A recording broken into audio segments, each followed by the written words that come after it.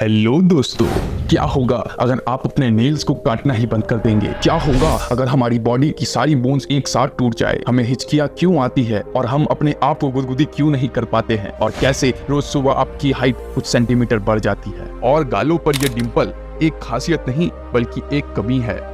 इस वीडियो में आप ऐसे ही अपनी बॉडी के बारे में और अमेजिंग फैक्ट्स जानने वाले हैं, तो वीडियो के अंत तक बने रहिए। नंबर 1, दोस्तों, आप किसी पर्टिकुलर टाइम टेबल में तो अपने नेल्स नहीं कट करते होंगे। जब आपको फील होता है कि आपके नेल्स बड़े हो गए हैं तो आप उन्हें कट कर लेते हैं। लेकिन क्या आप जानते हैं कि आपके नेल्स का ग्रोथ रेट क्या है और क्या होगा अगर आप कभी भी अपने नेल्स को कट ही ना करें? असल में दोस्तों, एक महीने में आपकी नेल्स सिर्फ 3 से 4 मिलीमीटर तक बढ़ते हैं, यानी रोज आपकी नेल्स लगभग 0.1 मिलीमीटर रेट से बढ़ते हैं। और अगर आप अपने नेल्स को काटना ही बंद कर देंगे तो नेल्स के बढ़ने के साथ साथ नेल्स में बैक्टीरिया, फंगस और इन्फेक्शन भी बढ़ने लगेंगे। श्रीधर चिलाल ऐसे व्यक्ति हैं जिन्होंने 66 इयर्स तक अपने लेफ्ट हैंड की नेल्स नहीं काटा था। इन्होंने अपने नेल्स 1952 में बढ़ाना शुरू किया था और 2018 में काटे थे, इसलिए इनका नाम Guinness book of world records में भी मौजूद है। इन 66 सालों में इनके लेफ्ट हैंड के नेल्स की लेंथ 909 सेंटीमीटर हो गई थी, लेकिन इन 909 सेंटीमीटर का वेट इतना बढ़ गया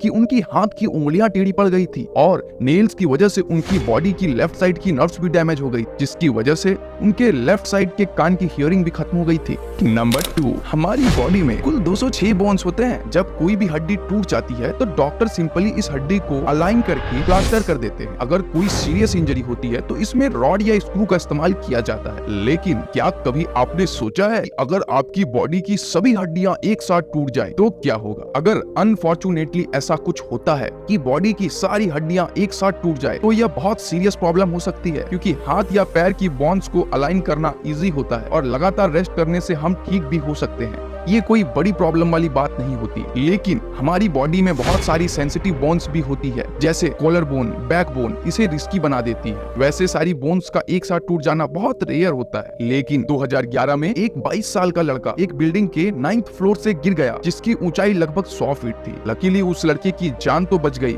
लेकिन उसकी बॉडी की सारी हड्डियां टूट गई। 3 महीने के ट्रीटमेंट के बाद भी वो लड़का ठीक नहीं हो पाया और न ही उसकी सारी हड्डियां वापस से रिकवर हो पाई। यानी बॉडी की सारी बोन्स के टूटने के बाद रिकवर होना लगभग इम्पॉसिबल है। लेकिन काफी सारी बोन्स ऐसी भी होती है इनका डैमेज होना आपको पूरी लाइफ के लिए पैरालाइज बना सकता है। तो दोस्तों, अगर आपको ये वीडियो अच्छी लगी, इस वीडियो को लाइक करें और आने वाले और भी अमेजिंग इंटरेस्टिंग वीडियोस देखने के लिए इस चैनल को सब्सक्राइब करें। नंबर 3, दोस्तों, ये बात साइकोलॉजिकल प्रूव्ड है कि अगर आपके पास कोई यॉर्निंग कर रहा है यानी उबासी ले रहा है तो आपको भी ऑटोमेटिकली उबासी आने लगेगी। लेकिन क्या आप जानते हैं कि उबासी लेना बॉडी के लिए बहुत जरूरी होता है, क्योंकि वो उबासी लेने से ह्यूमन बॉडी का टेम्परेचर रेगुलेट होता रहता है, ब्रेन एक्टिव रहता है, बॉडी के अंदर ऑक्सीजन सही से फ्लो करती है और बॉडी के लंग टिश्यूज लुब्रिकेट होते रहते हैं। सोचिए दोस्तों, एक छोटी सी दिखने वाली एक्टिविटी आपकी बॉडी की अच्छी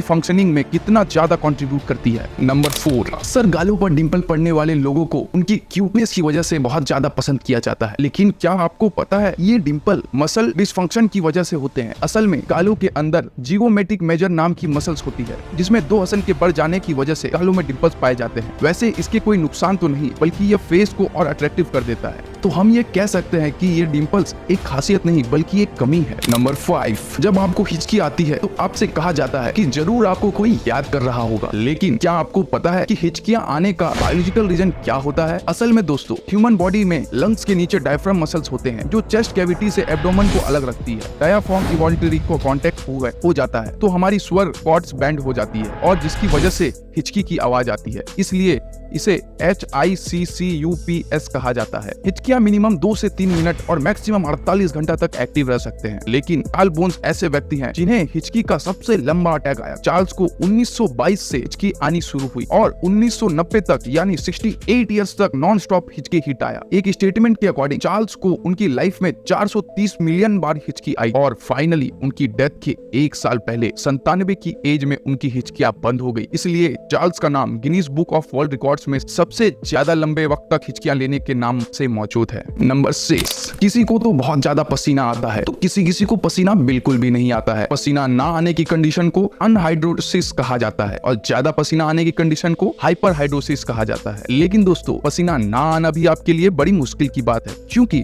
अनहाइड्रोसिस से इंसान की बॉडी में अलग अलग तरीके की स्किन रिलेटेड प्रॉब्लम्स जैसे एक्ने, डार्क स्पॉट्स, रेडनेस होने लगती है और इसके अपोजिट पसीना आने से हमारी बॉडी हीट को बाहर निकालती रहती है। नंबर 7, जब हम किसी को गुदगुदी करते हैं तो सामने वाले इंसान पर इसका बहुत असर होता है। वहीं दूसरी तरफ जब हम अपने आप को गुदगुदी करते हैं तो हमें ये बिल्कुल फील नहीं होता। लेकिन क्या आपको पता है कि ऐसा क्यों होता है? दरअसल दोस्तों, जब हम अपने आप को गुदगुदी करने की कोशिश करते हैं तो हमारे ब्रेन को इसकी जानकारी पहले से मौजूद होती है, जिसकी वजह से ब्रेन को पहले से पता होता है कि इस तरह की गुदगुदी से कैसा महसूस होगा।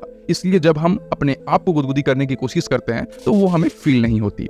नंबर 8, एक हाथ में 5 उंगलियां होती है और सभी उंगलियों के लिए अपने अपने नाम होते हैं। ठीक इसी तरह से हर उंगली की अपनी एक इंपॉर्टेंस होती है। लेकिन क्या आप जानते हैं कि हाथों की 5 उंगलियों में से सबसे ज्यादा खास और इम्पोर्टेंट उंगली है पिंकी फिंगर, यानी हमारी सबसे छोटी उंगली। आपको जानकर हैरानी होगी, पिंकी फिंगर की वजह से ही आपके हाथ की बाकी उंगलियां सही से काम कर पाती है। बाकी हैंड स्पेशलिस्ट डॉक्टर के अकॉर्डिंग अगर आप अपनी पिंकी फिंगर को ही खो देते हैं तो आपके हाथ की 50% स्ट्रेंथ कम हो जाती है। नंबर 9, क्या आपको पता है कि जब आप रोज सुबह सोकर उठते हैं तो आपकी हाइट नॉर्मल से 1 सेंटीमीटर ज्यादा लगती है और शाम होने तक हाइट कम होने लगती है? लेकिन ऐसा क्यों होता है? क्योंकि पूरे दिन के थकावट और काम करने से बोन्स के बीच मौजूद कैंटिलेट शाम तक कंप्रेस्ड हो जाता है, जिसकी वजह से शाम तक हमारी लंबाई कम होने लगती है। वहीं दूसरी ओर रात भर काम करने और सोने से कैंटिलेट रिलीज होता है, जिससे सुबह के वक्त हाइट 1 सेंटीमीटर ज्यादा लगती है। तो दोस्तों, अगर आपको ये वीडियो अच्छी लगी, इस वीडियो को लाइक करें और आने वाले और भी अमेजिंग इंटरेस्टिंग वीडियोस देखने के लिए इस चैनल को सब्सक्राइब करें।